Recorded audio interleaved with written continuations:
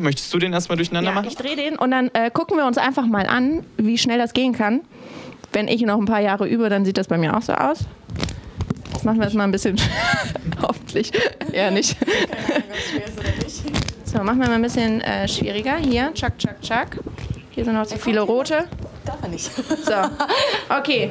Und du hast 2 Sekunden Zeit, um diesen Würfel zu lösen. Wir stellen jetzt hier mal einen neuen Weltrekord auf. Das jetzt nicht. Also offiziell hat man auch erstmal Zeit, sich den 15 Sekunden lang anzuschauen. Okay. Und quasi hat man so eine Inspection-Zeit, dass man sich die ersten Züge auch einmal vorplanen kann.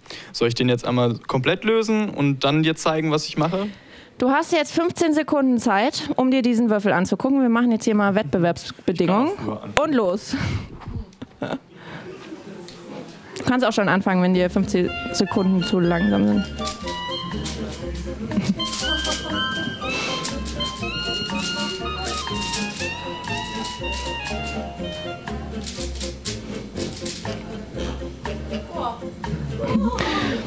Ja, das waren dann so 10 Sekunden oder so.